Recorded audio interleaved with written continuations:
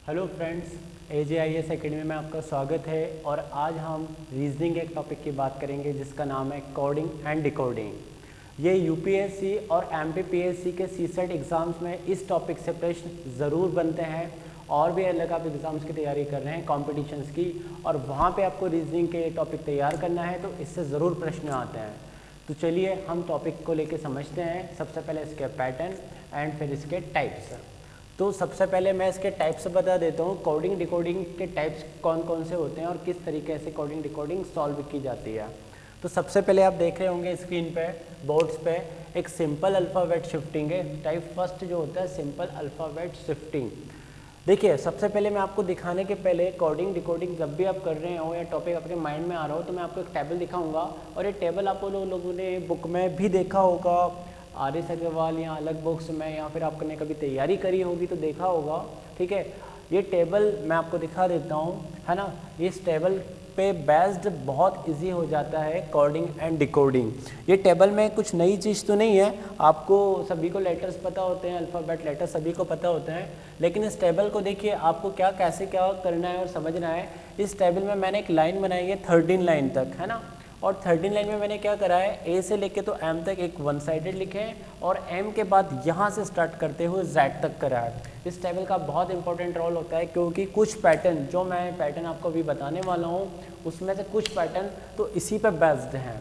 अब क्या होता है कि किसी को भी लेटर बहुत अच्छे से यदि याद भी हो तो नंबर्स नहीं पता होते कि किस नंबर पे कौन सा लेटर होगा, और ये पता भी है तो उसका रिवर्स पोजीशन नहीं पता होता है। तो इस टेबल में देखिए क्या है, एक तरफ 1 से 13 तक मार्किंग की गई है और 1 से 13 तक के लेटर्स लिखे गए हैं। जस्ट उसके बाद में रिवर्स लेटर लिखे गए हैं और एक कंप्लीट टेबल आमने सामने की बन गई है। ठीक है, जैसे कि ई के सामने वी होगा, जी के सामने टी होगा। ये हमें क्विक माइंड में नहीं आ पाते, क्विकली हमें जल्दी समझ नहीं आ पाएंगे कि क्या अपोजिट वर्ड्स या लेटर होगा। तो चलिए हम पैटर्न को एक बार फिर से देखते हैं। तो पैटर्न देखिए यहाँ पे मैंने पहले 8 पैटर्न बताए हुए हैं, लिखे हुए हैं, और इन 8 पैटर्न में आपका कोडिंग डिकोडिंग पूरा हो जाएगा। सबसे पहले हम बात करते हैं टॉपिक के। तो टॉपिक का हेडिंग है कोडिंग एंड डिकोडिंग।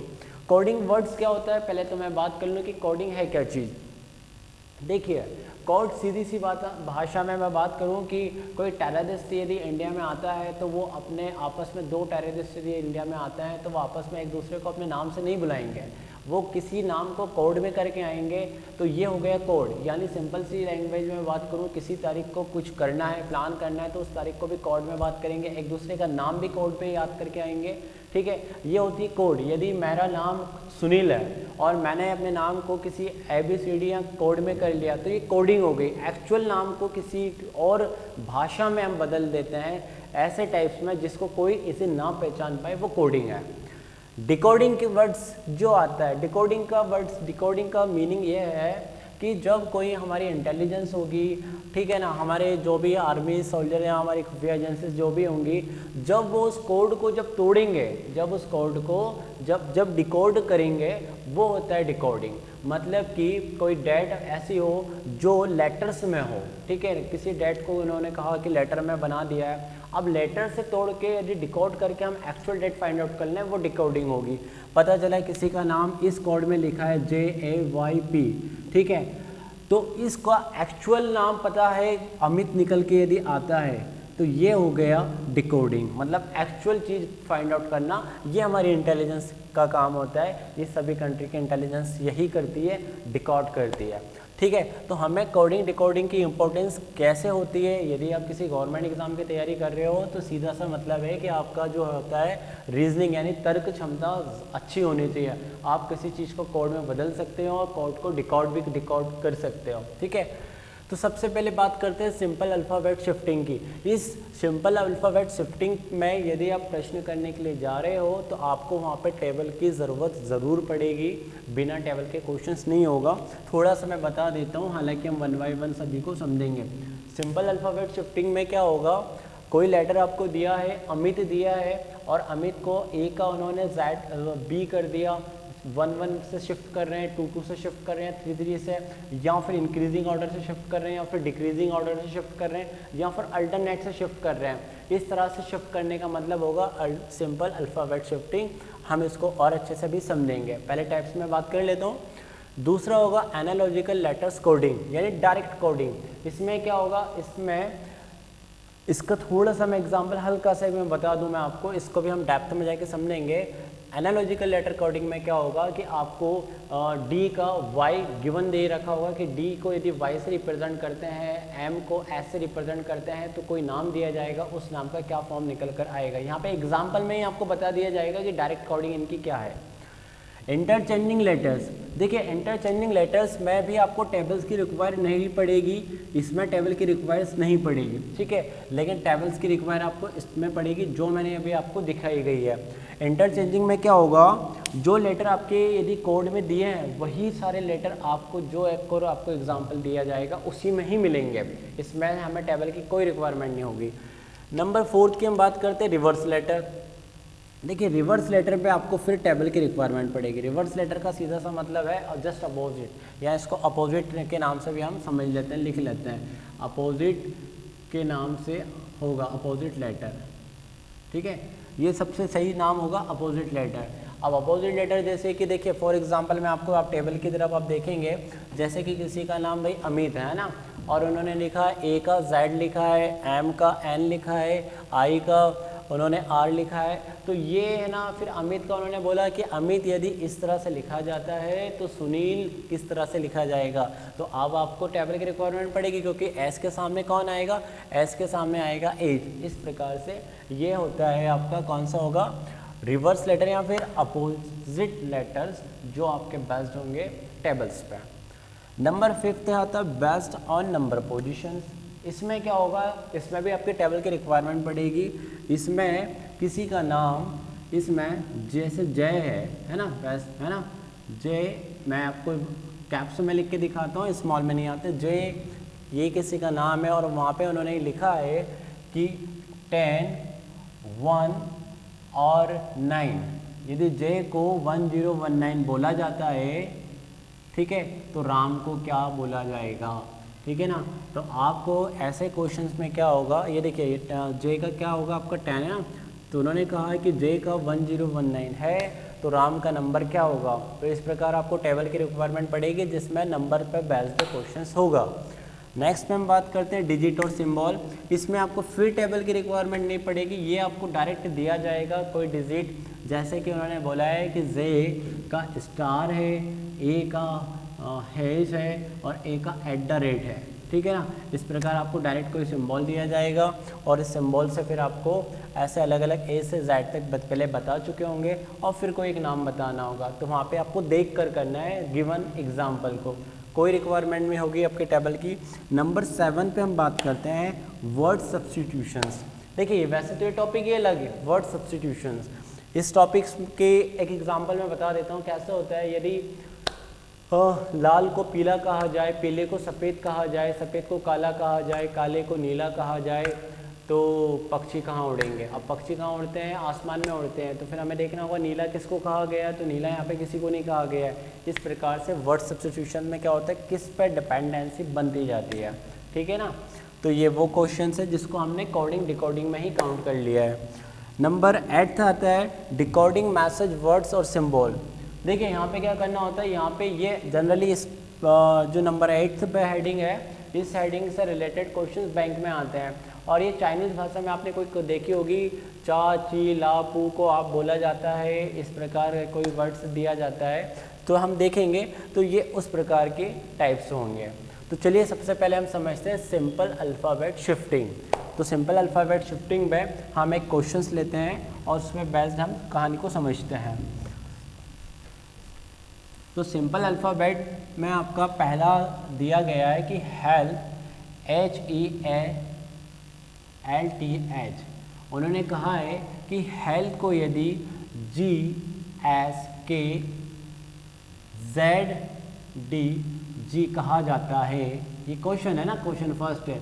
इफ़ ये यदि देंगे तो इफ़ करके देंगे, इफ़ मतलब यदि करके, यदि हेल्थ ये है तो आप बताइए नॉर्थ क्या होगा। और वो इसका पूछ रहे हैं कि नॉर्थ का किस भाषा में आप बोलेंगे। हेल्थ को यदि इस भाषा में बोल दिया आपने तो नॉर्थ किस भाषा में बोलेंगे। देखिए मैं पहली बात कर चुका हूँ, ये शिफ्ट का क्वेश्चन है, शिफ्टिंग बेस्ड क्वेश्चन है। तो आपको देखना होगा H से G हम आए हैं तो कितना छोड़कर आए हैं, तो देखिए आप टेबल पे देखिए H से G गए हैं तो एक -1 करके गए हैं ना, ये -1 पर आया है, तो मैं यहाँ पे बता देता हूँ ये -1 है, यानी पीछे की तरफ गए। और अब देखिए E से S पर आए है ना, तो यहाँ पे E कहाँ पे, E यहाँ पर है और S कहाँ है आपका, S यहाँ पे है, ठीक है। अब इन दोनों में क्या रिलेशन है वो अब देखेंगे, E और S का क्या रिलेशन बनकर आता है यहाँ पे। चलिए फ्रेंड्स, अब हम एक क्वेश्चन ले लेते हैं पैटर्न पे। पहला पैटर्न हमारा क्या था, सिंपल अल्फ़ाबेट शिफ्टिंग, और उस पर हमने क्वेश्चन लिया है। और क्वेश्चन में इस प्रकार दिया जाता है इफ़ करके ना, इफ़ डेंजर को लिखा जाता है CPMHDS में, तो आपसे पूछा गया फेबर का कोड क्या होगा, फेबर को किस कोड में लिखेंगे, ठीक है। तो सबसे पहले मैं आप बताऊंगा कि कभी भी आप करें, ये आपको ऑनलाइन यदि देख रहे हो किसी एग्ज़ाम में, तो आप वहाँ पे अपनी कॉपी में किस प्रकार लिखें वो समझ लें। यहाँ पे कॉपी में कैसे लिखें, सॉल्यूशन जब करें नीचे लिखने ज़्यादा इजी होगा, है ना, एक एक लेटर के नीचे एक एक लेटर, CPMHDS, और हमें पता है कि इसको इस प्रकार लिखा गया है। तो पहले हम ये समझ लेंगे कि ये क्या चीज़ है और कैसे लिखा गया है, तो इसका बताने में कोई बड़ी प्रॉब्लम नहीं है, हमें पहले यही समझना होगा। एक एग्जाम्पल वो देते हैं और दूसरा हमसे पूछते हैं, कोडिंग डिकोडिंग में होता है यही है, एक वो दे देते हैं और दूसरा हमसे पूछते हैं। अब हम इसका पैटर्न पता लगा लें कि डेंजर का है क्या चीज़ है, तो हमारे से हो जाएगा। तो देखिए D को C लिखा है यानी -1 लिखा है, A को B लिखा है यानी +1 लिखा है, N को M लिखा है यानी -1 लिखा है। और ये आपको नहीं आ रहा है समझ में बड़ी जल्दी, तो आप टेबल देखते जाइए। N का M है यानी पीछे का है, G का H है +1 है, E का D है यानी -1 है, और R का S है यानी +1 है। अब आप देख रहे होंगे minus plus minus plus minus plus, यानी अल्टरनेट में एक कम है एक ज़्यादा है, तो हमें प्रॉब्लम नहीं होगी बताने में, हम बता देंगे। तो F का यहाँ पे क्या हो जाएगा, F का हो जाएगा, एक आपको पहले पीछे जाना है तो E हो जाएगा, आप टेबल की तरफ देख लीजिए।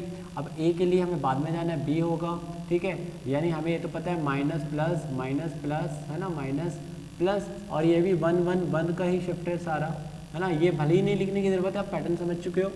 V के लिए पीछे जाना है तो V का क्या होगा, देखिए आप टेबल की तरफ देखेंगे U आएगा। O का क्या जाना है, O का आपके लिए क्या आएगा, P आएगा, ठीक है।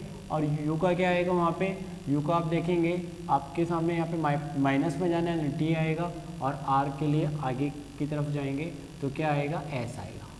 ये इसका आंसर आएगा EBUPTS। क्लियर है। बढ़ते हैं इसके एक और एग्जाम्पल की तरफ, क्योंकि हमें ज़्यादा इसमें डेप्थ में नहीं जाना है, आप समझ ही चुके होंगे कि पैटर्न क्या हो सकता है। मैं एक बार फिर से बता दूं, शिफ्टिंग में यही सारी चीज़ हैं जो आप देख रहे हो। और क्या चीज़ है, या तो ये -1 माइनस सब एक जैसा हो सकता है, या -2 -3, यहाँ तो सब कोई एक फिक्स नंबर भी हो सकता है, या फिर ये यदि मैं माइनस में होंगे तो यहाँ सारे प्लस में हो सकते हैं, या फिर ये -2 +2 -2 +2, इस तरह से बात हो सकती है। शिफ्टिंग का बस यही रोल है ना। या तो और इसमें एक चीज़ कभी कभी ऐसी भी आ सकती है कि जैसे कि देखिए ये 2 2 4 और 6 लेटर का क्वेश्चन है, यदि 7 नंबर का लेटर आ जाए तो कभी ऐसे प्रश्न में क्या होता है, मिडिल वाला नो चेंज रख देते हैं। तो एक क्वेश्चन हम ले लेते हैं एक और इस पैटर्न को फिनिश करते हैं।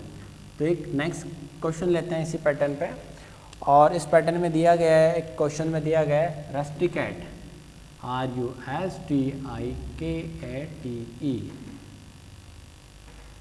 रस्टिकेट को उन्होंने लिखा है QTTUIDBSD,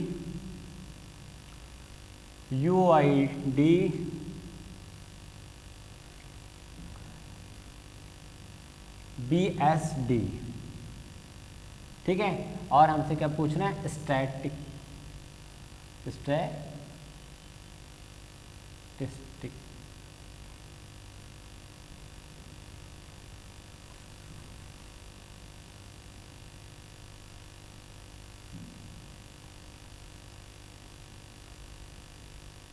चलिए हमसे क्या पूछ रहे हैं, स्टैटिस्टिक के बारे में पूछ रहे हैं।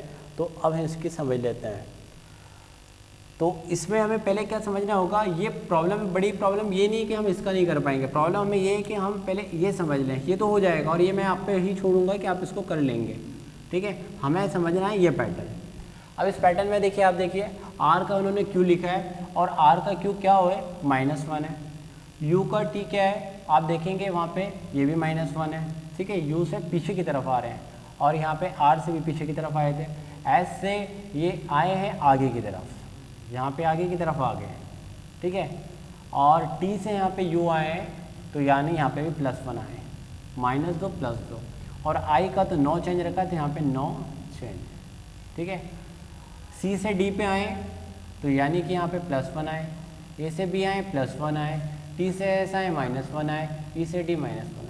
यही पैटर्न फॉलो करना है। इन्होंने क्या करा, 9 चेंज के आसपास दोनों को रखा प्लस में, और उधर माइनस में और इधर माइनस में। तो आपको क्या करना है, इसका भी ऐसे ही बनाना है, ठीक है, और यही पैटर्न से आप इसको कंप्लीट कर लेंगे, ठीक है। बढ़ते हैं हम सेकंड पैटर्न की तरफ, जिसका नाम है एनालॉजिकल लेटर कोडिंग, जिसको बोलते हैं डायरेक्ट कोडिंग। उसके भी हम 1 से 2 क्वेश्चन लेते हैं और फिनिश करते हैं। बड़ा सिंपल टाइप है वो भी, तो चलिए समझते हैं उसको भी। तो फ्रेंड्स, हम टाइप पैटर्न सेकंड जो 2 है हमारा पैटर्न 2, उसका नाम है एनालॉजिकल लेटर कोडिंग।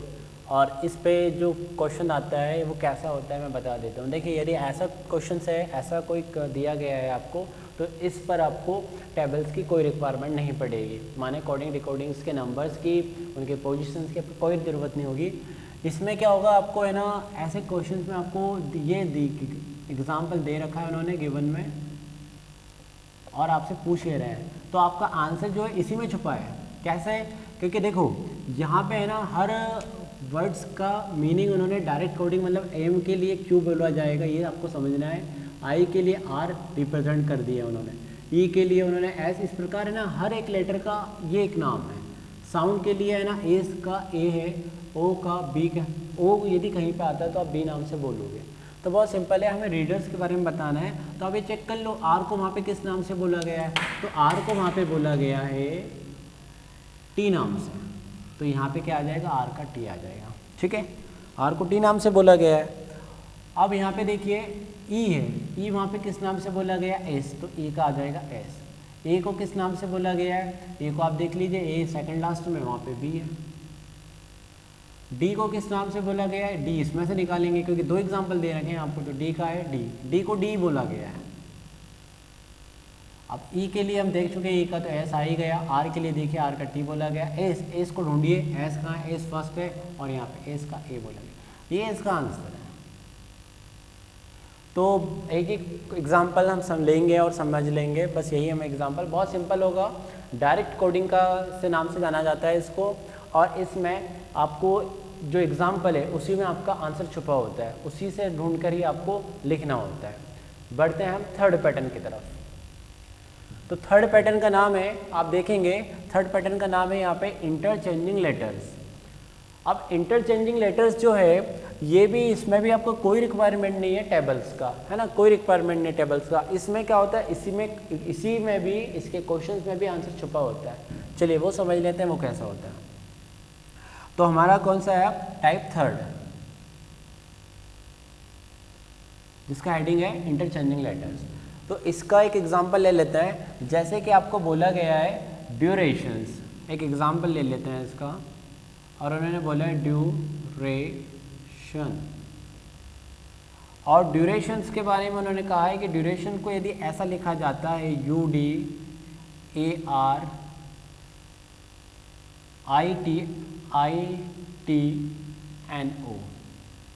तो आपको बताना है फोरकास्ट का क्या होगा।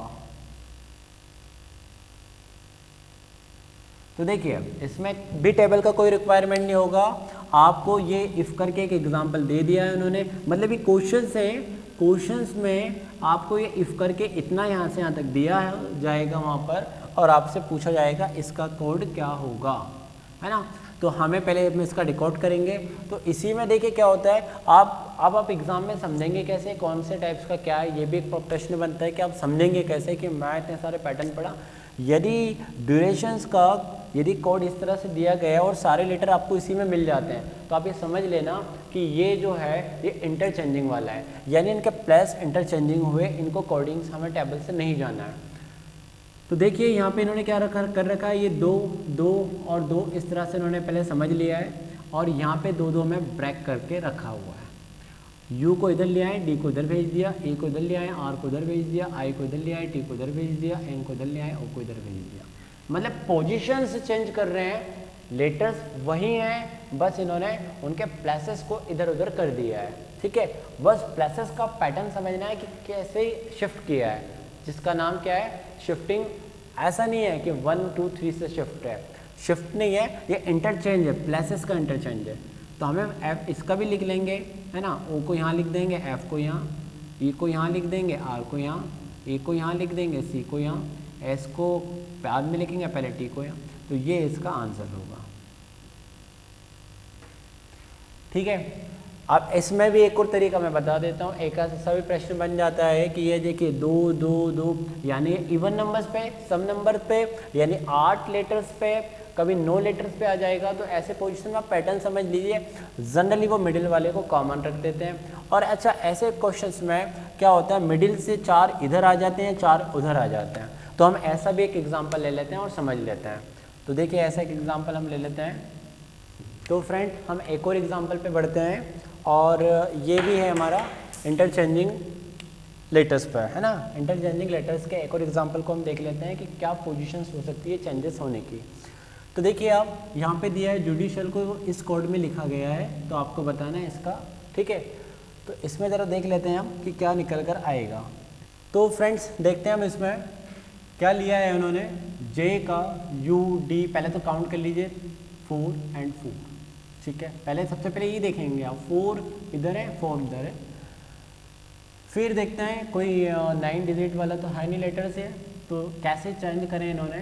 तो देखिए ये इन्होंने क्या करा है, 4 में आई को पहले इधर ले आए, ठीक है, जे को इधर ले आए, डी को यहाँ पे ले आए, ओ यू को यहाँ पे ले आए।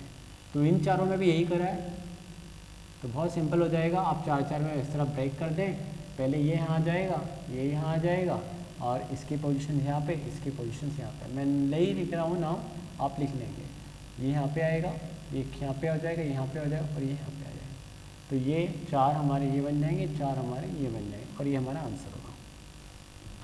तो इंटरचेंजिंग लेटर्स पे भी बड़ा सिंपल है, आपको उसी क्वेश्चंस में प्रश्न को देखना है और वहीं पे आप उसी सॉल्यूशन पे जा सकते हैं, उसी क्वेश्चंस के, ठीक है। इसमें कोई सोचने वाली बात नहीं है। इसको क्विक करने का, कैच करने का तरीका क्या होगा कि जब आप एग्ज़ाम्स में क्वेश्चंस कर रहे होंगे, आपको नहीं पता होगा किस पैटर्न का होगा, पर जितने लेटर्स सेम लेटर्स वहीं मिलते हैं बट आगे पीछे मिलते हैं, तो आप समझ लेना इंटरचेंज किए गए हैं, ठीक है।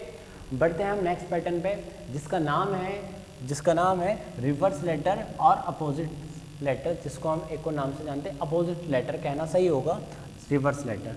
ये कोडिंग पे बहुत इंपॉर्टेंट क्वेश्चन है, जो हमारा टेबल बेस्ड होता है, और ये कैसे होता है इसका एक एग्जांपल लेते हैं। तो ये हमारा हो गया टाइप 4, जिसका नाम क्या है, रिवर्स लेटर, या और करके हम इसको जान लेते हैं अपोजिट लेटर,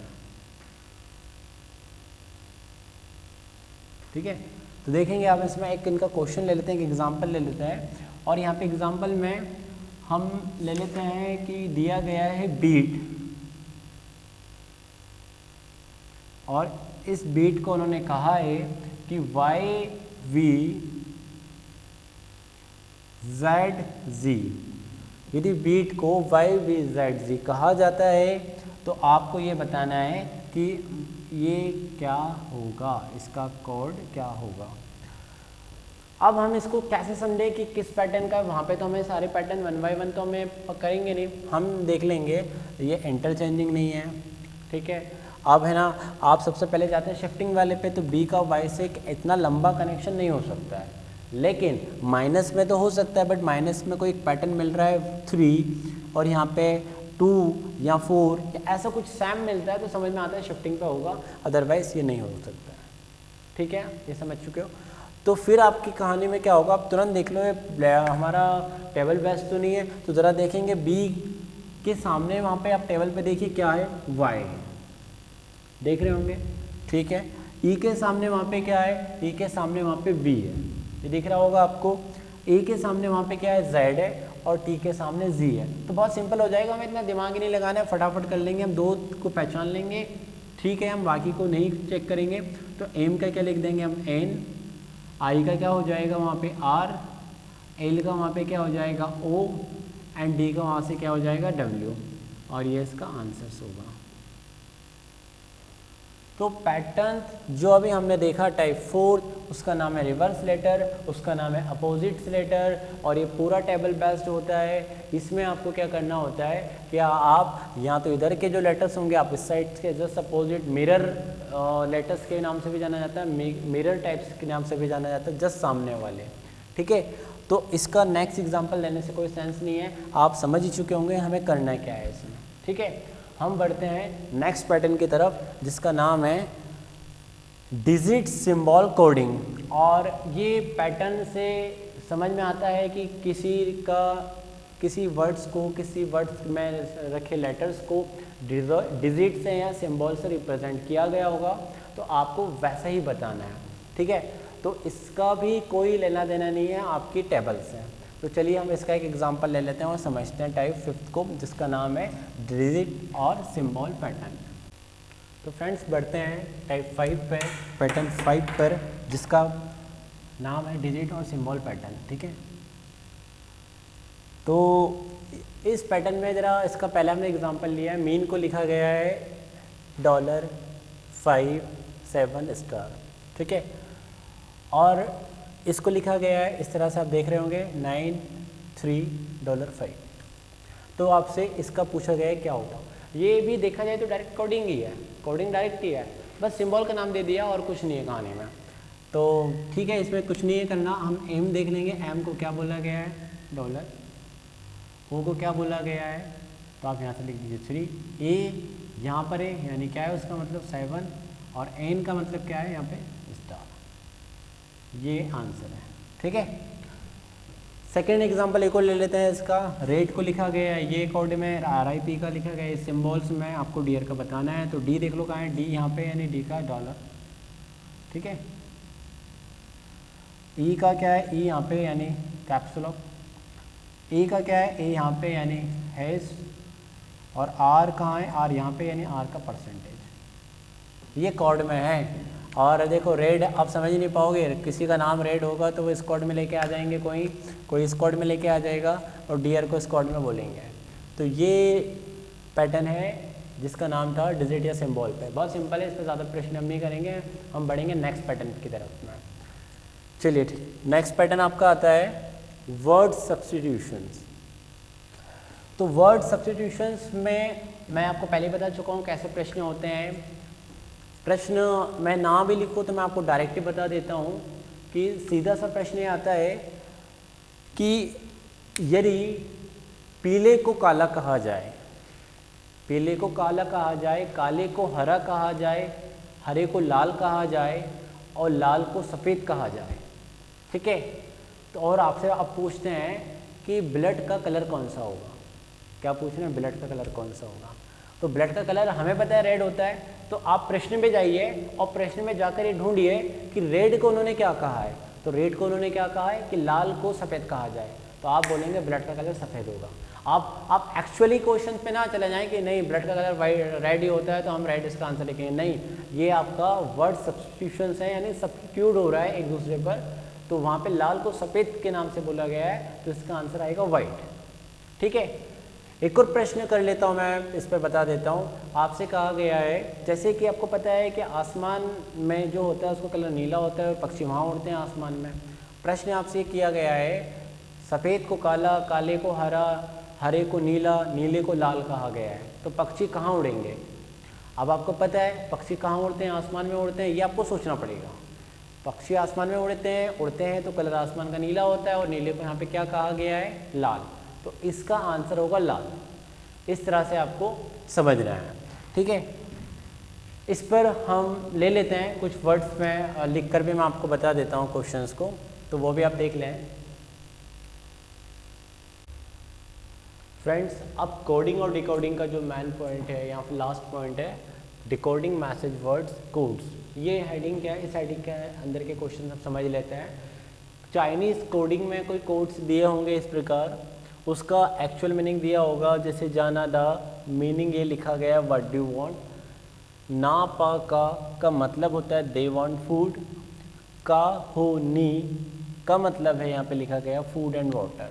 इस तरह के जो क्वेश्चंस हैं हमने उसको हेडिंग में दिया है डिकोडिंग मैसेज वर्ड्स या कोड्स, इसको समझना होगा। और इस प्रकार के क्वेश्चन जनरली बैंकिंग में आते हैं, लेकिन कभी कभी आपके एग्ज़ाम्स यूपीएससी या एमपीपीएससी के सीसेट में रीजनिंग से लेके आ जाते हैं क्वेश्चन।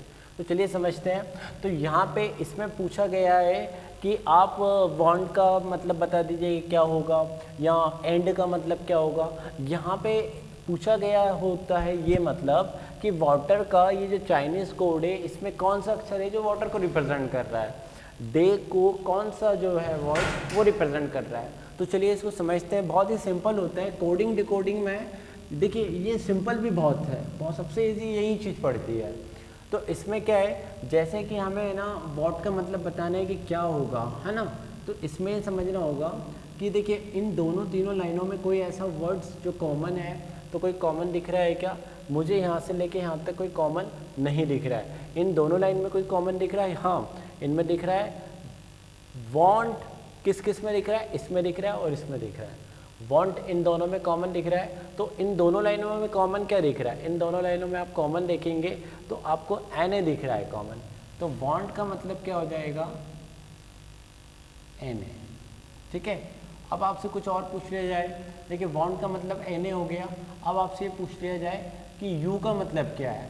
तो देखिए यू इसी लाइन में है, ठीक है, लेकिन आप एक काम करिए, वॉट का मतलब और क्या हो सकता है, मतलब वॉट और किस किस लाइन में, और किसी लाइन में नहीं है। तो यू का मतलब या तो फिर आपका जे हो सकता है या फिर डी ए हो सकता है, क्योंकि श्योरिटी नहीं है यहाँ पे ना।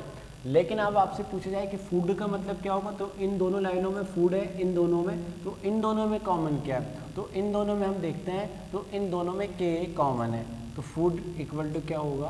के ए। ठीक है। अब आपसे पूछा जाए कि वाटर इक्वल टू क्या होगा, तो सिमिलर, देखिए एंड और वाटर इन दोनों लाइनों में है, तो यहाँ पे भी है ना इधर और में आएगा, या तो फिर एच हो सकता है या फिर के हो सकता है, मतलब के नहीं एन आई हो सकता है। ठीक है। अब यहाँ से आपकी बात की जाए तो यहाँ पे भी बात क्या हो गई है कि फूड का मतलब आप क्या बता चुके हो? के। तो ये और वांट का मतलब हो चुका है। तो ज़रा यहाँ पे देखिए वांट का इक्वल टू क्या हो चुका है? Want equal to N A हो चुका है, ये हो चुका है। फूड मतलब क्या हो चुका है? के, ये हो चुका है। तो जाहिर सी बात है जो पी ए जो बचा है वो रिमेनिंग वर्ड्स का बचा है, तो दे इक्वल टू क्या आ जाएगा? P A. ये श्योर है, इसमें कोई कंफर्म मतलब कोई आइदर और नहीं है, कंफर्म है। ऊपर हमारा हमने देखा है कि वांट इक्वल टू हो चुका है, वांट इक्वल टू क्या हो चुका है? ना, एन ए हो चुका है। ठीक है। लेकिन वॉट और यू ये दोनों अक्षर इनमें कोई कॉमन नहीं है, तो ये आइदर और में जाएंगे। वॉट का जे भी हो सकता है या फिर डी ए हो सकता है, यू का जे भी हो सकता है या फिर डी ए भी हो सकता है, श्योर नहीं है। सिमिलर थर्ड लाइन में भी हम देखेंगे तो यहाँ पे आप देखिए कि जो के ए वो किसका हो गया? फूड का हो गया है। ठीक है ना। तो एंड और वाटर का भी आइदर और में होगा, या तो फिर एच ओ होगा या फिर एन आई होगा। तो इस प्रकार आपको लिखना पड़ेगा। एंड का मतलब क्या होगा? एंड का मतलब होगा आपका एच ओ या एन आई। ठीक है। सिमिलर वाटर का मतलब क्या होगा? वाटर का मतलब भी आपका क्या होगा? एच ओ और एन आई। ठीक है। ऐसे ही आप जाएंगे तो यहाँ पे भी आपका जो हमारा बच्चा वॉट का मतलब या तो जे होगा, डी ए समझा चुका हूँ। ऐसे क्वेश्चन में आपसे यही पूछा जाएगा। लेकिन फिर आपसे ऐसा कह दिया जाए कि इफ कि वॉट इक्वल टू जे ए है, तो वांट तो यू इक्वल टू क्या होगा? तो यू इक्वल टू आप बता दोगे, जो रिमेनिंग वर्ड्स होगा वो यू इक्वल टू ही कंफर्म हमारे पास हो जाएगा। ठीक है। बढ़ते हैं ऐसे एक प्रश्न में सेकंड क्वेश्चंस की ओर देखते हैं हम यहाँ पे, जो हमने लिया है डिकोडिंग मैसेज वर्ड्स, इस प्रकार के चाइनीज़ कोचिंग में सेकंड क्वेश्चंस। अब इसमें हमें किसी का भी मतलब बताना है, लाइक सपोज, तो पहले हम क्या कर लेते हैं, देखिए मैं आपको सिंपल बता देता हूँ। फूड किस किस में कॉमन है? इन दोनों में फूड कॉमन है, तो आप इन दोनों में कोई कॉमन देख लीजिए क्या कॉमन आ रहा है। तो देखिए सिंपल सा है, टी ए कॉमन आ रहा है, तो फूड का क्या हो जाएगा? T A. ओके, ये टी ए फूड का हो गया। अब गुड का क्या है? देखिए गुड फर्स्ट एंड थर्ड में है, तो फर्स्ट और थर्ड में कौन सा वर्ड्स है, कौन सा एक चाइनीज वर्ड्स है जो फर्स्ट और थर्ड में दिख रहा है? एन ए दिख रहा है ना। तो ये एन ए हो गया, तो गुड इक्वल टू क्या हो गया? N A. ठीक है। अब ईट देखिए यहाँ पे मैं बात करूँ, पहले हम फर्स्ट लाइन के देख लेते हैं, फूड भी हो गया, गुड भी हो गया, तो इसका मतलब तो रिमेनिंग होगा, तो इज इक्वल टू क्या होगा, जो बचा हुआ है वही अक्षर होगा, यानी एच होगा, ठीक है।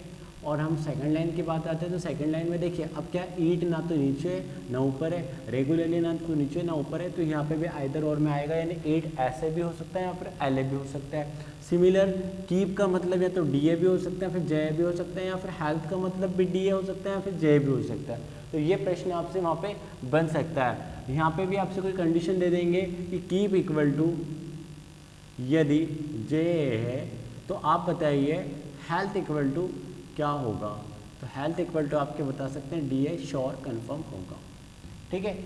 अब हम बढ़ते हैं मिक्स क्वेश्चंस की तरफ, जिसमें हम सारे देखते हैं, हमने सारे टेप्स पढ़े हैं कि किस क्वेश्चंस को हम किस तरह से कैसे वहाँ पे कैच करेंगे, क्योंकि अभी हमने पैटर्न वाइज पढ़े, ठीक है, वहाँ पे कोई पैटर्न वाइज 1 बाय 1 तो पढ़ना नहीं होगा।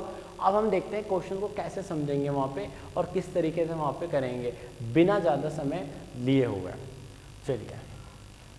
चलिए बढ़ते हैं, कुछ हमने मिसलेनियस मिक्स क्वेश्चंस लिए हैं और देखते हैं किस क्वेश्चन को कैसे कर सकते हैं बिना किसी पैटर्न। अभी हमने 1 बाय 1 बिना पैटर्न समझे हम डायरेक्ट समझते हैं कि कैसे हमें वहाँ पे करना होगा एग्जाम्स में यदि हम जाते हैं तो।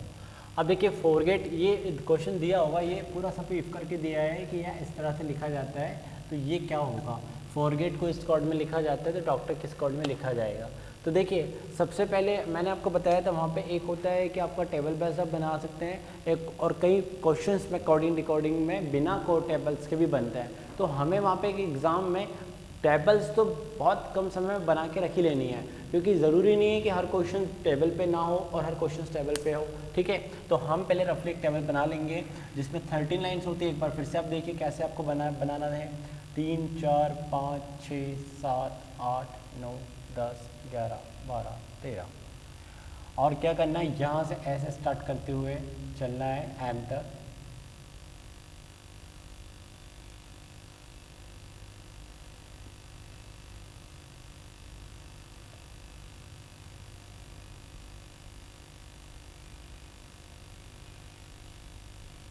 ठीक है। अब देखिए सबसे पहले जब हम किसी क्वेश्चंस को करेंगे तो हमें ये माइंड में आना चाहिए कि शिफ्टिंग तो नहीं है। तो देखिए यहाँ से f को d बोला गया है, तो f को d बोला गया है, तो f यहाँ पे है और d कहाँ पे है, यहाँ पे, यानी 2 अंक पीछे है, ठीक है। लेकिन o के केस में क्या है ये देख लेते हैं, o के केस में नेक्स्ट है, तो यहाँ पे शायद 2, ये -2 है, ये +1 है, ठीक है। और r से p किया जा रहा है, r से p -2 आ रहा है, तो एक पैटर्न दिखने को तो हमें आ रहा है -2 +1 -2, या अब देखिए -1 ये मिल जाएगा तो हम ये समझ लेंगे पैटर्न वही फॉलो हो रहा है। तो G से H हम कैसे आ रहे हैं, तो G से H देखिए हम कैसे आ रहे हैं, +1 की तरफ यहाँ पे भी आ रहे हैं, है ना। तो E से C -2 आ रहे हैं और T से U +1 आ रहे हैं। तो बस आपको कुछ नहीं करना है, यानी हम ये समझ गए ये टेबल बेस्ड ही था, ये शिफ्टिंग है, तो आपको इसी पैटर्न में जमाना है। अब देखिए D के लिए आप क्या लिखेंगे यहाँ पे B, क्योंकि आपको 2 माइनस जाना है तो ये B होगा, ठीक है। O के लिए आपको आगे की तरफ जाना है जिसमें आप P लिखेंगे, C के लिए आपको क्या जाना है -2 जिसमें A आएगा, और T के लिए क्या जाना है आपको आगे की तरफ जिसमें आप क्या लिखेंगे U लिखेंगे, O के लिए आप फिर -2 जाएंगे जिसमें आपका नाम क्या होगा, लेटर M होगा, और R के लिए नेक्स्ट की तरफ जाएंगे और S होगा, ये आंसर होगा। तो पैटर्न क्या है, ये है -2 +1 -2 +1 पे हमारा पैटर्न चल रहा है। बढ़ते हैं सेकंड क्वेश्चन की तरफ और ये समझेंगे ये कैसे बनेगा कम से कम समय में। फिजिकल लिखा हुआ है जिसको इस कोड में बताया गया है और हमसे पूछा गया है कि ब्रेकिंग का कोड क्या होगा। चलिए फिजिकल हम समझते हैं कि अब सबसे पहले शिफ्टिंग ही माइंड में आता है, तो P का M से क्या रिलेशन है, तो P का M से देखिए P यहाँ पे M यहाँ पे -3 है यहाँ पे, ठीक है ना। अब यहाँ पे देखते हैं कि H का Q से क्या रिलेशन है, H यहाँ पे Q यहाँ पे, बहुत ही अलग रिलेशन जा रहा है, तो आप समझ लेना ये शिफ्टिंग पे नहीं है, किसमें नहीं है, शिफ्टिंग पे बिल्कुल नहीं है। फिर यहाँ पे क्या हो सकता है, देखिए अब हमारे पास में हम समझ सकते हैं दूसरा क्या होता है, जो सेम लेटर ऊपर है वही सेम लेटर क्या नीचे है, क्या ये अरेंजमेंट वाला तो नहीं है, सेल्फ अरेंजमेंट जो लेटर को लेके होता है, तो पूरा लेटर नीचे की तरफ नहीं है, यानी कि ये और डिफरेंट पैटर्न है। तो और क्या आ सकता है, और देखिए हम इसमें समझते हैं। अब एक पैटर्न और बताया था, यदि टेबल पे जा रहे हैं तो क्या सामने आमने की तरफ में है, बिल्कुल जस्ट अपोजिट में है, तो P का अपोजिट K है, लेकिन यहाँ पे K से आगे पीछे M है, बहुत दूर M 2 है, लेकिन H का क्यू से कोई रिलेशन अभी भी नहीं बनता है। बन रहा है, देखिए एच के हम सामने की तरफ आएंगे, एस और 2 पीछे जा रहा है, एक ही रिलेशन आ रहा है। वाई के केस में ऐसा है क्या? वाई के केस में तो बिल्कुल अपोजिट है, सामने आ रहा है। लेकिन ऐसा तो नहीं हो सकता है कि 2 पैटर्न फॉलो हो रहे हैं और वाई का भी आ रहा हो, ऐसा तो पॉसिबल नहीं है। और क्या हो सकता है? तो अब हम इसमें थोड़ा सा हमें दिमाग लगाना पड़ेगा। हम ये सोचेंगे इसको दो में थोड़ा सा हम ब्रेक करते हैं, जिसका भी ये बराबर लेटर है तो ये बराबर लेटर्स हैं, आपको ये करना होगा वहाँ पे, ठीक है। अब जरा देखिए, अब इसमें ना पलट कर देखिए, यहाँ से स्टार्टिंग हो रही है, वहाँ से रिवर्स है, तो इसको उल्टा करके देखिए, एल के बाद में क्या आता है? एम आता है। तो ये एल के बाद में यहाँ पे देखिए क्या है? एम है। ये एक पैटर्न फॉलो हो रहा है, लेकिन फिर यहाँ पे क्यू लिया है, तो ए के बाद तो क्यू नहीं आता है। तो इन्होंने क्या कर रखा है? एल के बाद एम है और पी के बाद क्यू लिख दिया, यानी एक अक्षर पीछे से रिवर्स कर रहे हैं, एक अक्षर आगे से नेक्स्ट कर रहे हैं और एक अक्षर यही वाला स्टार्टिंग वाला, तो पी के बाद नेक्स्ट क्यू आता है। अब ए के बाद क्या होता है? देखो बी आता है, तो वो कर दिया, और एक यहाँ पे एच के बाद आई आता है। सी के बाद क्या आता है? डी आता है। वाई के बाद जेड आता है। आई के बाद जे आता है, ठीक है, और एस के बाद टी आता है। तो यानी कि एक अक्षर पीछे का लिया है जिसका नेक्स्ट लिखा है, और एक अक्षर एक लेटर आगे का लिया है जिसका नेक्स्ट लिखा है। तो यानी कि ब्रेकिंग का क्या बनेगा? जी हम पहले उठाएंगे और जी का नेक्स्ट लिखेंगे, तो जी का नेक्स्ट होता है एच, फिर हम बी का नेक्स्ट लिखेंगे सी। ये बी, इधर से एक जी कैंसिल कर दो, एक बी कैंसिल हो गया। अब एन का नेक्स्ट लिखना है तो एन का नेक्स्ट ओ, ये हो गया। अब आर का नेक्स्ट लिखना है, जो हमारे सामने क्या आएगा? एस, ये हो गया। अब क्या करना है? आई का नेक्स्ट लिखना है, तो आई का नेक्स्ट क्या होगा? जे। आप किसका लिखेंगे नेक्स्ट? ई का लिखेंगे, तो ई का नेक्स्ट एफ। आप के का नेक्स्ट लिखेंगे तो के का नेक्स्ट क्या होगा? एल, और ए का नेक्स्ट बी। तो ये इसका आंसर होगा। तो इसका पैटर्न थोड़ा सा टिपिकल था, एकदम से आप कैच नहीं कर पाओगे, लेकिन सारे पैटर्न एकदम से क्लिक कर लो और फिर हमें पता चलेगा कोई डिफरेंट लॉजिक लग रहा होगा इसमें। बढ़ते हैं नेक्स्ट क्वेश्चन की तरफ। यहाँ पे बताया अर्थ आपके सामने इस कोड में लिखा है, तो हार्ट कैसे लिखेंगे? देखिए मैं वैसे ही कर रहा हूँ जैसे मैं एग्जाम में बैठा हूँ या आप एग्जाम में बैठे हैं, और कैसे हम उसको कैच करेंगे। अब सबसे पहले शिफ्टिंग पे बात करेंगे। ई का क्यू से क्या रिलेशन है? ई का क्यू से बहुत डिफरेंट रिलेशन यहाँ पे आ रहा है, शिफ्टिंग पे तो नहीं है, इतना ज़्यादा शिफ्टिंग नहीं होता है, मैक्सिमम 3, 4, 5 होता है, इससे ज़्यादा नहीं होता है। तो ई यहाँ पर बैठा है, क्यू यहाँ पे है, तो बहुत लंबा शिफ्ट होगा, ऐसा तो नहीं है। टेबल में आप अपनी टेबल में देख रहे हो, टेबल एक बार बना लीजिए 13 का, ठीक है। अब ई के अपोजिट भी क्यों नहीं आता है? तीसरा पैटर्न होता है सारे लेटर क्या इसमें लिखे हैं क्या? वो भी नहीं है। तो यहाँ पे ये शायद डायरेक्ट कोडिंग पे बेस्ड होगा। डायरेक्ट कोडिंग पर जनरली 2 एग्जांपल दिए होते हैं कि अर्थ इक्वल टू ये है, सेकंड इक्वल टू ये है, ठीक है। तो देखिए आपसे स्मार्ट क्वेश्चन कर रहा है वो आपसे क्या कर रहा है कि यहाँ पे आप समझना कि आपसे जो डायरेक्ट कोडिंग होती है उसको पहचानने के 2 तरीके हैं। पहला तो ये है कि आपको 2 एग्जाम्पल दिए होंगे, या फिर दूसरा जो एक ही एग्जाम्पल दिया है तो एग्जाम्पल के इक्वल टू जो कोड दिया है और क्वेश्चन के इक्वल टू जो कोड पूछ रहा है वो दोनों के लेटर एक सेम होंगे, कहीं ना कहीं सारे लेटर उसी में शिफ्ट होंगे। तो देखिए हार्ट के जो लेटर है वो अर्थ में है हमसे, यानी कि ये डायरेक्ट कोडिंग ई का सेंस क्यू है, तो एच बराबर हमें बताना है। तो एच का देखो यहाँ पे क्या है? एस है। ई इक्वल टू क्या लिख देंगे? क्यू। ए इक्वल टू यहाँ से देख लो P, R equal to M है, और टी इक्वल टू जेड है। तो ये इसका आंसर होगा, ठीक है, क्योंकि वही लेटर जो उसने डायरेक्ट कोड में दिया है हमें वही बताना है। बढ़ते हैं नेक्स्ट क्वेश्चंस की तरफ, और यहाँ पे हम समझते हैं कि कैलेंडर को उन्होंने इस कोड में लिखा है और हमसे पूछ रहे हैं सर्कुलर को क्या लिखेंगे। ये तो देखते ही समझ में आ गया, एक कैलेंडर के जो लेटर है वो इसी में सेम है कहीं ना कहीं, तो ना तो ये शिफ्टिंग पे है ना ही ये किसी डायरेक्ट कोडिंग पे है, ठीक है। तो ये तो समझ में आ रहा है कि ये अरेंजमेंट पे, और कैसा अरेंजमेंट करा है वो हमें समझना है। तो देखिए यहाँ पे इन्होंने क्या कर रखा है, पहले वाले को कॉमन कर दिया और लास्ट वाले को कॉमन कर दिया, बाकी 2 के पैर बना दिए जिसमें एल इधर कर दिया, ए इधर कर दिया, एन इधर कर दिया, ए इधर कर दिया, ई इधर कर दिया, डी इधर कर दिया। तो बड़ा सिंपल होगा, इसमें टेबल की नीड नहीं है। तो हमें क्या करना है, सिमिलर जैसा उसने करा सी यहाँ रख दो, आर यहाँ रख दो। अब 2 के वो बना लो आप, तो पहला कौन सा आएगा? आर, और फिर आएगा आई, फिर यहाँ पे क्या आएगा? यू, फिर आएगा सी, फिर यहाँ पे ए आएगा और फिर एल आएगा। ये इसका आंसर होगा, ठीक है। बढ़ते हैं नेक्स्ट क्वेश्चंस की तरफ, जिसमें बताया है कि मदर को इस कोड में लिखा जाता है और हमसे पूछ रहे हैं कि आंसर क्या होगा। अब वही है प्रोसेस, आपको समझना होगा क्या शिफ्टिंग पे है, कैसा है, क्या है। तो देखिए शिफ्टिंग ऐसा, इसमें देखिए थोड़ा सा देख के समझ में आया होगा, इतना ज़्यादा शिफ्टिंग नहीं है, लेकिन थोड़ा सा ये अच्छा क्वेश्चन है। इसमें बिना टेबल्स की इतनी नीड भी नहीं होगी, लेकिन टेबल फिर भी आप एग्जाम में बना के रखें, क्योंकि क्विकली हो सकता है कुछ क्वेश्चन टेबल बेस्ड हो, और होते ही हैं। तो यहाँ पे इन्होंने देखिए क्या है कि लेटर एक ऐसा कॉमन आ रहा है, इस देखने में समझ में आ रहा है, और इधर का जो सेकंड लेटर है वो इसका नेक्स्ट आ रहा है। बहुत सिंपल है, ओ का इधर यहाँ पे लिया, एम का नेक्स्ट ले लिया, एच का सेम रख दिया, टी का नेक्स्ट ले लिया, आर के इधर रखा, ई के बाद एफ है। तो हम क्या करेंगे, हम पहले यहाँ पे एन को रखेंगे, ए के बाद बी ले लेंगे, फिर क्या करेंगे डब्ल्यू इधर रखेंगे, एस के बाद क्या आता है आपका टी, तो वहाँ यहाँ पे आप रख लेंगे, फिर आर को इधर रखना है सेम, और ई के बाद एफ आता है वो, ये इसका आंसर होगा।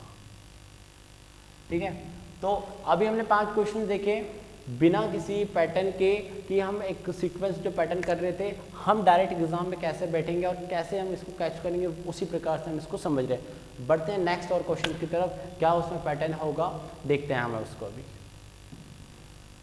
फ्रेंड्स बढ़ते हैं नेक्स्ट क्वेश्चन की तरफ। नेक्स्ट 5 क्वेश्चन और हमने लिए हैं, जिसमें मिक्स है, हमें वही देखेंगे क्वेश्चन में कि क्या पैटर्न बनता है। यहाँ पे क्वेश्चन दिया गया है इफ़ करके, सारे देखिए ये है ना, आपको इफ़ करके दिया गया होगा कि इसका मतलब ये है, तो बॉयल का मतलब क्या होगा। तो देखिए यहाँ पे ए सी एन ई यानी कॉमा करके दिया, ए का रिप्रेजेंट 3 कर रहा है, सी का 7, एन का 29, ई का 11, तो बॉयल का क्या होगा, यानी नंबर पे है। तो सबसे पहले आप नंबर पे जाएंगे, तो आप देखिए एक टेबल को इधर, फिर कि टेबल पे जब आप देखेंगे तो टेबल तो बना ही लिए, लेकिन जो क्वेश्चन नंबर पे आते हैं तो नंबर भी आप कर दें तो ज़्यादा सही होगा। आप पहले ही नंबर करके रख लें,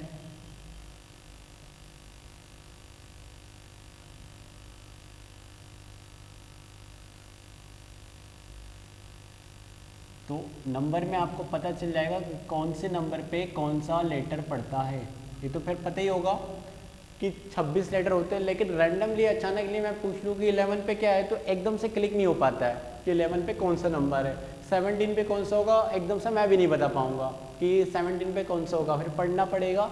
तो फिर इससे अच्छा एक बार हम उसको लिख ही लें। तो देखिए यहाँ पे ए को 3 बताया गया है, सी को 7 बताया गया है, यानी कि ए का एक्चुअल नंबर 1 होता है ना, तो 1 होता है, इसका एक्चुअल नंबर क्या होता है 3 होता है, एन का एक्चुअल नंबर क्या होता है आप देखेंगे 14 होता है, और ई का एक्चुअल नंबर कितना होता है 5 होता है। क्लियर हो। तो देखिए इन्होंने क्या कर रखा है, बड़ा इंटरेस्टिंग है कि यहाँ पे +2 कर दिया, +4 कर दिया, और एन को यहाँ पे कितना बता रहे हैं 29, और एन का नंबर कितना होता है 14। तो इन्होंने यहाँ पे क्या कर दिया है, देखिए इन्होंने 29 बताया, तो यानी कि ये डिफरेंट है, इन्होंने ऐसा कर दिया है डबल करके +1 कर दिया। तो एक का डबल 2 और 2 पे +1, यहाँ पे भी इन्होंने देखिए 3 का डबल करा और उस पर +1 कर दिया, 3 दूनी 6 +1। अब एन का 29 कैसे आया, 14 का डबल करा जो 28 होगा +1 कर दिया। तो सिमिलर एस ई में भी क्या करा, ई का होता है 5 का डबल करेंगे 10, और 10 पे +1 करेंगे तो 11। बड़ा यूनिक क्वेश्चन ले लिया, हम तो समझ रहे थे +2 +4 +6 ऐसा होगा, लेकिन जब एन पे पहुंचे तो कहानी समझ में आई क्या है। तो देखिए तो नंबर पे समझ में आएगी, क्योंकि नंबर में आपने पहले चेक करा कि एन 11 पे या 14 पे होता है, तभी आपको कहानी समझ में आ रही है। तो क्या करना है, पहले बी का एक्चुअल नंबर पता कर लो, बी का 2 होता है, ओ का एक्चुअल नंबर पता कर लो 15 होता है, आई का एक्चुअल नंबर कितना होता है भाई, आई का होता है 9, और एल का एक्चुअल नंबर यहाँ पे क्या पड़ता है 12, यानी पोजीशनिंग नंबर। अब क्या करना है, बस सबको डबल कर दो, तो 4 का ये पहले डबल कर दिया, ये डबल कर दिया, ये डबल कर दिया, और ये डबल कर दिया 24। तो हमें नेक्स्ट एक प्लस करके लिखना है, तो 5, 31, 19 एंड 25, ये इसका आंसर होगा। ठीक है, बढ़ते हैं नेक्स्ट क्वेश्चन की तरफ। वहाँ पे दिया है रीजन = 5 है, बिलीव्ड = 7 है, तो गवर्नमेंट = क्या होगा। अब यहाँ पे देखिए नंबर 1 by 1 तो नहीं है, तो हम यहाँ पे क्या करेंगे, लेटर काउंट करेंगे, 1 2 3 4 5 6 = 5 दिया है, यहाँ पे कितने लेटर काउंट हो रहे हैं, 1 2 3 4 5 6 7 8 और 8 लेटर को 7 बताया है। तो यानी कि जितने लेटर्स हैं किसी वर्ड्स में उससे एक कम में बता रहे हैं। तो आप बस यही समझ लो इससे कि 1 2 3 4 5 6 7 8 9, तो यानी इसका आंसर 8 होगा। इसके अलावा और कोई लॉजिक बैठता ही नहीं है, क्योंकि ना तो कोडिंग पे है जिसमें हमें शिफ्ट करना है, नंबर्स पे, तो नंबर्स पे तो यही बात समझ में आती है। ठीक है, तो इसका आंसर कितना होगा, 8 होगा। बढ़ते हैं नेक्स्ट क्वेश्चन की तरफ, जिसमें दिया है ग्लैमर इक्वल टू ये है तो टॉपिकल इक्वल टू क्या होगा। तो पहले मैंने बताया सबसे पहले शिफ्टिंग पे ही देखते हैं। तो जी का आई से क्या रिलेशन है, तो जी का आई से रिलेशन आप देखेंगे अपने टेबल में तो +2 पे पड़ता है, नेक्स्ट 2 पे पड़ता है। ठीक है, तो यहाँ पे +2 कर दियो। अब एल का जैसे क्या रिलेशन है, तो एल का जैसे आप जब रिलेशन देखेंगे तो -2 की तरफ जाएगा। तो एक पैटर्न देखने ही आ रहा है, +2 -2। एक और चेक कर लेते हैं, ए का +2 आता है क्योंकि सी ए के बाद 2 पे आता है। अब यहाँ पे इन्होंने क्या कर दिया, एम का एन यानी कि क्या कर रही है, कर दिया +1 एक आगे की तरफ। तो यहाँ पे वैसे टोटल लेटर 7 है और मिडिल वाले को सिर्फ +1 से रिप्रेजेंट कर रहे हैं। शायद ओ पे ये पैटर्न क्या लगाते हैं, तो देखिए ओ से एम की बात कर रहे हैं यानी -2, यहाँ से फिर इन्होंने -2 लिया है, यू से जब डब्ल्यू की तरफ गए हैं तो +2 लिया है। तो सिमिलर ये वाला तो -2 लेंगे ही, क्योंकि आर से पी जब जाएंगे तो -2 जाएंगे। तो यहाँ पे इन्होंने क्या कर रखा है, प्लस से स्टार्ट करा था, +1 के बाद मिडिल के बाद -2 से स्टार्ट करा है अल्टरनेट में। तो क्या होगा टॉपिकल का, सबसे पहले मिडिल वाले को तो एक नेक्स्ट पे भेज दो आप, आई को हम भेज देंगे जो नेक्स्ट कितना होगा जे।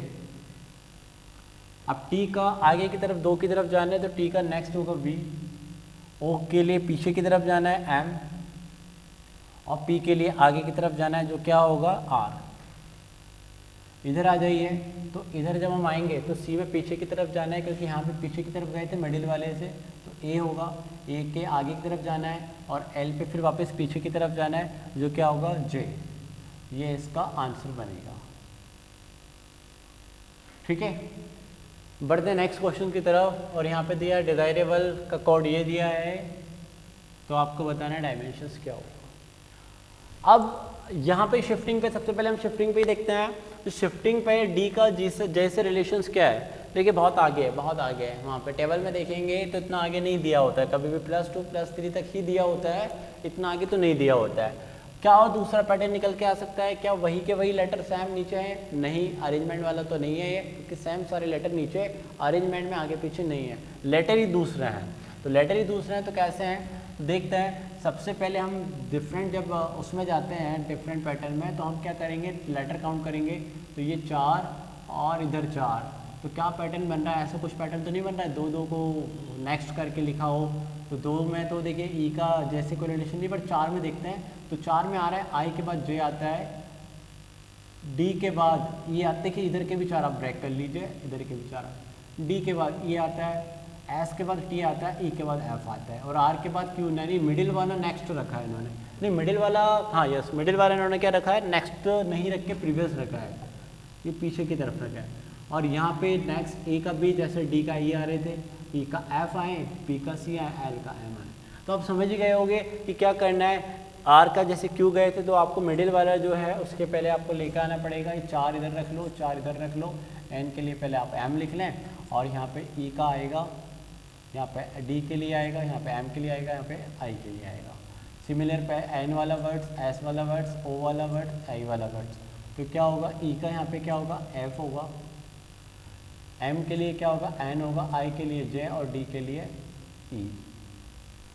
सिमिलर यहाँ पे एन के बाद क्या होगा, ओ होगा, ओ के बाद क्या होगा, पी होगा आपका। लेकिन आप आगे की तरफ जैसे जाएंगे, आई के लिए पहले अब आई का नहीं आए, हाँ यस, आई का बढ़ेगा, तो आई का क्या होगा, यहाँ पे आई के बाद जे आएगा, और एस के बाद टी आएगा। ये इसका आंसर बनेगा। कभी कभी आप अच्छे से बिना गलती किए हुए थोड़ा सा टेबल पे नज़र ज़रूर मान लीजिएगा जब आप वहाँ पे कर रहे हो, क्योंकि गलती नहीं हो सकती है आपसे उससे, क्योंकि छोटी सी मिस्टेक से क्वेश्चंस गलत हो सकता है। ऑप्शन जो 4 वहाँ पे रहेंगे वो सिमिलर कुछ ऐसे ही रहेंगे कि आपको लगेगा यही आंसर सही हो सकता है। बढ़ते हैं नेक्स्ट क्वेश्चंस की तरफ। यहाँ पे आपको वही है, कोई कोड दिया है और 975 का मतलब दिया है कि थ्रू अवे ग्रैब, 5 to 8 का मतलब गिवन अवे स्मोकिंग, एंड 213 का दिया स्मोकिंग इज हार्मफुल। और आपको 5 का मतलब बताना है। तो आप देख लीजिए कि 5 का मतलब क्या होगा यहाँ से। तो देखिए 5 इन दोनों में कॉमन है, पहले और दूसरे में, ये कॉमन दिख रहा है। तो पहले और दूसरे में कॉमन क्या है ये देख लो, अवे। बहुत सिंपल था। तो 5 का मतलब यहाँ पे क्या हो जाएगा, अवे। ये इसका आंसर होगा। और कुछ आपसे पूछते तो वो आपके आइदर और में आते, क्योंकि ऊपर से नीचे कोई आंसर कॉमन में नहीं है। तो उन्होंने पूछा ही बड़ा सिंपल से था, ठीक है। तो ये हमारे कोडिंग डिकोडिंग के पैटर्न थे, क्वेश्चन थे जो हमने देखा।